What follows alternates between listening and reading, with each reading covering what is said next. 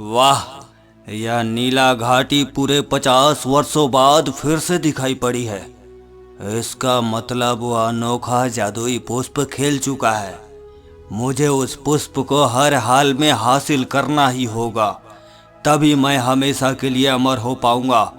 मैंने पूरे 10 वर्षों से इस दिन का इंतजार किया है। फिर किशोर उस नील घाटी के अंदर चला जाता है। जैसे वो उस विशाल नीले पुष्प के पास पहुंचता है, उसकी चमक देखकर मोहित हो जाता है। यह रहा वो अनोखा पुष्प और मेरा अमर होने का वरदान। चलो जल्दी से इसे तोड़ लेता हूँ। किशोर जैसे ही उस पुष्प को छूने के लिए हाथ बढ़ाता है, अचानक वो एक तेज नीली रोशनी फैलती है और वो पुष्प किशोर को अपनी तरफ खींचने लगती है। नहीं नहीं, ऐसा नहीं हो सकता। मैं इस फूल के अंदर कैसे खींचता चला जा रहा हूँ। बचाओ बचाओ, मैं इसके अंदर नहीं जाना चाहता। कोई तो मेरी मदद करो, बचाओ। देखते ही देखते वो इस विशाल पुष्प के अंदर समा जाता है। उसके समाते ही अचानक वो पूरी नील घाटी वहां से अदृश्य हो जाती है। अगली सुबह जैसे ही गोमती अपने घर से बाहर निकलती है, उसे दरवाजे पर एक छोटा सा नीला पुष्प पड़ा हुआ मिलता है। अरे अरे, मेरे घर के बाहर ये छोटा सा नीला पुष्प कहाँ से आ गया? गोमती जैसे उस फूल को उठाने के लिए हाथ लगाती है, वो पुष्प अचानक हवा में गायब हो जाता है। नहीं, ये फूल कोई साधारण फूल नहीं लग रहा है। मुझे तुरंत ये बात जाकर गांव के उसी ज्ञानी बाबा को बताना होगा। फिर गोमती भागते हुए गांव में आती है और सीधे एक बूढ़े व्यक्ति की झोपड़ी में दाखिल होती है। क्या हुआ गोमती बेटी, तुम इतनी सुबह सुबह इतनी परेशान और डरी हुई क्यों हो? बाबा, क्या आप जानते हैं, पूरे 50 वर्ष पूरे हो चुके हैं और नीला घाटी आज जाग चुकी है। वहाँ का वो अनोखा पुष्प भी खिल गया। मुझे पूरा अंदेशा है कि मेरे पति किशोर वहीं चले गए हैं। अभी अभी मेरे दरवाजे पर एक छोटा सा नीला पुष्प मिला था, जो छूते ही गायब हो गया। मैंने तुम्हारे मूर्ख पति किशोर को कितनी बार समझाया था कि वह नील घाटी के उस अनोखे पुष्प को हासिल करने की कोशिश न करे। 50 वर्षों बाद वह वक्त आया है जब वह फूल खिला है, लेकिन लालची लोग उसे समझने के बजाय लालच में वहां दौड़े चले जाते हैं। अब तुम्हारे पति कभी वापस नहीं आ सकते गोमती, भूल जाओ उन्हें।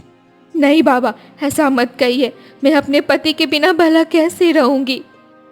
वहीं दूसरी तरफ उसी गांव में ज्योति नाम की एक लड़की अपने बीमार माँ गोमती के साथ रहती थी। वो दिन रात कड़ी मेहनत मजदूरी करके अपनी माँ का इलाज करवाती, पर वक्त के साथ उसकी माँ की तबीयत ठीक नहीं हो पा रही थी।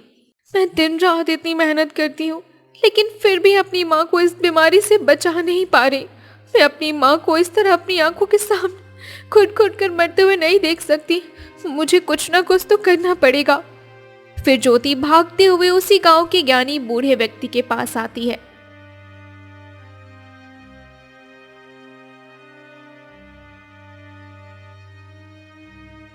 बाबा, मेरी माँ की हालत बहुत खराब है। मुझे नहीं लगता कि वो अब ज्यादा दिनों तक बच पाएंगी। कृपया करके मुझे कोई ऐसी चमत्कारी औषधि बता दीजिए ना, जिससे मेरी माँ पूरी तरह ठीक हो जाए।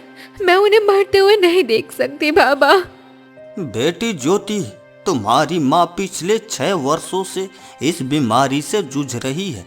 अब उन्हें सिर्फ एक ही चीज बचा सकती है। पूरे 50 वर्षों में एक बार नील घाटी में वह अनोखा पुष्प खिलता है। वह फूल लालची लोगों के लिए एक श्राप है, पर एक सच्चे और नेक दिल इंसान के लिए वह साक्षात वरदान है। अगर तुम सच्चे हृदय से वहां जाकर उस पुष्प को ले आती हो और उसका रस अपनी माँ को पिलाती हो, तो तुम्हारी माँ पूरी तरह स्वस्थ हो जाएगी। अगर ऐसा है बाबा, तो मैं उस अनोखे पुष्प को लाने के लिए नीली घाटी जरूर जाऊंगी। नहीं बेटी, यह इतना आसान नहीं है। आज तक जो भी लालच या अहंकार में वहां गया है, वह कभी लौट कर नहीं आया। अगर तुमसे जरा सी भी चूक हुई ना तो तुम्हारे साथ भी बहुत बुरा हो सकता है। बाबा, मेरे लिए मेरी माँ से बढ़कर इस संसार में कुछ भी नहीं है। चाहे मेरी जान ही क्यों ना चली जाए, मैं अपनी माँ की खातिर सब कुछ कर जाऊंगी। फिर ज्योति घने जंगलों की तरफ निकल पड़ती है। तभी रास्ते में घात लगाए बैठा गांव का लालची धनपत सेठ उसे देख लेता है। मैं जानता था कि उस दिव्य नील पुष्प को हासिल करने के लिए कोई न कोई मूर्ख अपनी जान जोखिम में जरूर डालेगा। अब जैसे ही यह लड़की उस पुष्प को हासिल करेगी, मैं इसे डरा धमका कर वह फूल इसे छीन लूंगा और हमेशा के लिए अमर हो जाऊंगा, जैसा कि मेरी गुरु माँ ने मुझे बताया था। वहीं ज्योति घने जंगलों में आगे बढ़ने लगती है। तभी अचानक रास्ते में नुकीले और जहरीले कांटे उभर आते हैं। ये क्या? मेरे पैर में ये कांटा, बहुत तेज दर्द हो रहा है। लेकिन नहीं, ये कांटे भी मुझे मेरी बीमार माँ को बचाने से नहीं रोक सकते। नहीं। ज्योति बिना हिम्मत हारे और आगे बढ़ जाती है। थोड़ी ही दूर जाने पर उसे जमीन पर एक छोटी सी चिड़िया घायल अवस्था में मिलती है। अरे, ये तो कोई नन्ही चिड़िया है जो बुरी तरह घायल है। मुझे नील घाटी पहुंचने में चाहे कितनी देर क्यों ना हो जाए, पर मुझे पहले इसकी मदद करनी होगी। ज्योति तुरंत पास की झाड़ियों से कुछ औषधि पत्ते तोड़ती है। उन्हें हथेलियों पर मसलकर उसका रस चिड़िया के घाव पर लगा देती है। कुछ ही पलों में चिड़िया को होश आ जाता है और वो अपनी आंखें खोल लेती है। तुम्हारा बहुत बहुत धन्यवाद नेक लड़की, आज तुमने मेरी जान बचा ली। अरे, तुम तो इंसानों की तरह बोल सकती हो। हाँ, क्योंकि जहाँ तुम खड़ी हो वो काली घाटी है और इस काली घाटी के खत्म होते ही जादुई नील घाटी शुरू होती है। ये जगह तुम्हारी इंसानी दुनिया से बिल्कुल अलग है, इसलिए यहाँ तुम पशु पक्षी भी बोल सकते हैं। मुझे किसी भी हाल में नील घाटी पहुँचना है, लेकिन मुझे अपनी माँ की जान बचाने के लिए वहाँ का अनोखा नील पुष्प चाहिए। वहाँ जाना अत्यंत कठिन और प्राणघातक है, लेकिन तुम निस्वार्थ भाव से मेरी जान बचाई है, इसलिए मैं तुम्हारी मदद करूंगी। चिड़िया अपने पंखों से एक चमकदार नीला पंख ज्योति के हाथ में रख देती है। इस जादुई पंख को लेकर तुम नील घाटी में सुरक्षित प्रवेश कर सकती हो। जैसे जैसे तुम आगे बढ़ोगी, यदि कोई संकट आएगा तो ये नीला पंख तुरंत लाल रंग का हो जाएगा। तब तुम वहां से संभल कर अपनी जान बचा लेना। तुम्हारा बहुत बहुत धन्यवाद। अब मैं चलती हूँ। ज्योति उस पंख को थाम कर आगे बढ़ती है और कुछ ही समय में नील घाटी पहुंच जाती है, जहां चारों तरफ सम्मोहन वाले रंग बिरंगे पुष्प खिले होते हैं। वाह, यहाँ तो हजारों रंग के अद्भुत पुष्प हैं। आखिर वो दिव्य नील पुष्प कहाँ होगा? मुझे और गहरे जंगल में जाना चाहिए। जैसे ही ज्योति आगे बढ़ती है, अचानक एक दैत्य जैसे विशाल हिंसक फूल उसकी तरफ आने लगता है। उसी पल चिड़िया का नीला पंख पूरी तरह चटक लाल रंग में बदल जाता है। अरे, इतना बड़ा पुष्प, ये तो कोई राक्षसी पुष्प है। पंख लाल हो गया, इसका मतलब मुझे इससे भी खतरा है। मुझे यहाँ से तेजी से भागना होगा। ज्योति अपनी पूरी ताकत से दौड़कर आगे निकल जाती है। कुछ ही दूर पर पहुंचते ही वो राक्षसी फूल अपने आप ओझल हो जाता है। बाल बाल बचे, चलो अब बिना रुके आगे बढ़ती हूँ। ज्योति जैसे ही आगे की केंद्र की तरफ बढ़ती है, उसे रास्ते में एक दिव्य साधु महाराज खड़े मिलते हैं। पुत्रे, यहीं से वापस लौट जाओ, आगे का मार्ग विनाशकारी है। तुम जिस नील पुष्प को हासिल करना चाहती हो, उसे छूते ही तुम्हारी अपनी जीवन आयु कम हो जाएगी। नहीं साधु महाराज जी, मेरे लिए मेरी माँ के प्राणों से बढ़कर इस संसार में कुछ भी नहीं है। यदि माँ को नया जीवन देने के लिए मुझे अपनी कुछ आयु भी दान करनी पड़े ना, तो मैं कर लूंगी। आखिर मेरा ये जीवन भी तो मेरी माँ का ही दिया हुआ है ना। लगता है वह सही समय आ गया है। कल्याण हो पुत्री। साधु महाराज के इतना कहते ही अचानक वे हवा में विलीन हो जाते हैं और जहां वे खड़े थे वहां जमीन पर सोने की तरह चमकते हुए दो पावन चरण चिन्ह उभर आते हैं।